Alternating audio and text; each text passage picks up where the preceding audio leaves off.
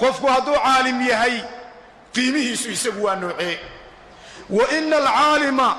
layastaghfiru lahu man fi samaawaat qofka caalimkaa waxaa ilaahay dembi dhaaf u weydiiya samaawaadka makhluuqa ku nooloo dhan waman fi lard dhulka makhluuqa ku nooloo dhan quraanjadan aad arkaysaa ilaahay dembi dhaaf kuu weydiinaysa haddaad tahay qof caalima waalxiitaanu fi lmaa kalluunka iyo xuudka badda ku jira ayaa qofka caalimka ah ilaahay subxaanahu wa tacaala dembi dhaaf u weydiisa dembi dhaaf oo ilaahay la weydiiyo oo la weydiisto waa qodobka ugu qaalisan malaa'igta carshiga ilaahay haysa malaa'igta carshiga ilaahay haysa markay bani aadamka ilaahay ay u baryayaan maxay ilaahay u weydiiyaan waa malaa'igta carshiga ilaahay xambaarsan ilaahay waxay u weydiiyaan suuratu lghaafir ilaahay bidaayadeeda siduu inooga warramay dembi dhaaf ayay ilaahay inoo weydiiyaan cumri dheer inooma baryaan hanti badan inooma baryaan 1,000 sano noolow kii dhintuunbaa tahay 10,000 sano noolow kii godka la geliyuunbaa tahay maalinunbaa gurigiinna lagaa qaadi doonaa maalinunbaa meel lagaa qaadi doonaayoo god madow lagu gelin doonaa intaa doonta noolow maxaa lama huraana geeri waa lama huraan kii dhintay aynu aasnay iyo ka nool labaduba way geeri bay iskugu tegi doonaan barzakh caalamulbarzakh bay iskugu tegi doonaan haddaad nooshahay xilli aad dhiman allaa og waxaynu dareemaynaa markaa ilaahay dembi dhaaf in laga baryo ilaahay dembi dhaaf in la weydiisto waa shayga ugu qiimaha badan qofka caalimka ah makhluuqa samada ku nool iyo makhluuqa dhulka ku nool iyo kalluunka badda ku jiraaba ilaahay dembi dhaaf ayay u baryaan subxaanahu wa tacaala wa ina fadla alcaalim cala alcaabid qofku hadduu caalim yahay oo cilmiga sharciga garanayo qofka caabidka ah wuxuu uga qiimo badan yahay dayuxu siduu xidigaha uga qiimo badan yahay ka fadli alqamar cala saa'iri alkawaakib qofkani muxuu qiimaha ku yeeshay aqoontan ilaahay baray diintan uu garanayo ee ilaahay uu baray ayuu qiimaha ku yeeshay haddaad adigu ku qiimayn weydo diinta haddaad ardayga baranaya ku qiimayn weydo haddaad qofka baranaya ku qiimayn weydo ogow xanuun ayaa kugu jira waad xanuunsanaysaa inaad dhakhtarrada tagto inaad isbitaallada waaweyn tagto waa masaajidda inaad si dhab a naftaada u dawayso ayaa lagama maarmaan kula gudboon waa xadiidu abi daawuud oo saxaabigii abi darda uu inoo warinayo radia allaahu canhu ardayay waxaynu ognahay qiimaha aqoontu ay leedahay marka aynu dareemayno xadiidka bukhaari iyo muslim ku qoran ee nebi maxamed sala allahu calayhi wasalam uu inagula hadlay muxuu inoo sheegay rasuulku wuxuu yidhi sala allahu calayhi wasalam man yurid illaahu bihi khayran yufaqihhu fi diin hadduu ilaahay qofka uu khayr la doono man hadduu ilaahay khayr kula doono ma waxaad moodaysaa inuu hanti badan ku siin ma waxaad moodaysaa inuu cumri dheer ku siin ma waxaad moodaysaa inuu ubad badan ku siin ma waxaad moodaysaa in xil iyo mansib laguu dhiibi ma waxaad moodaysaa inaad qof ummadda ka dhex muuqdo noqon hadduu ilaahay khayr kula doono maxaa laguu samaynayaa rabbi muxuu ku siinayaa hadduu khayr kula doono nebigaa inoo tilmaamay sala allahu calayhi wasalam man yurid illaahu bihi khayran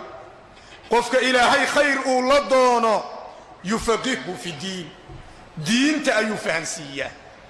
nebigu ma odhan yucallimhu fi diin diintuu baraa ma odhan wuxuu nebigu yidhi yufaqihhu fi diin diinta ayuu fahansiiyaa cilmiga iyo fiqhiga diinta la fahmo iyo cilmiga diinta loo cilmi yeesho culimo badani waxay qabaan farqi inuu dhexeeyo alfiqhu fi diin dadka in yar buu ilaahay ku arsaaqaa subxaanahu wa tacaala waxaynu ognahay qofka ilaahay diinta uu fahansiiyo inuu ilaahay khayr badan qofkaa la damcay waxaynu ognahay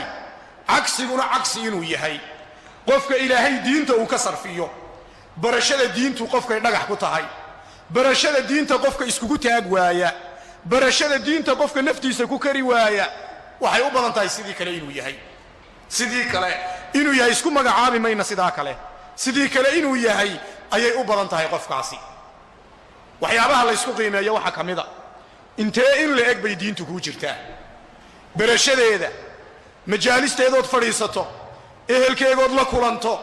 iyadoo ood nafta intee in la eg bay kuu jirtaa nebigu calayhi salaatu wasalaam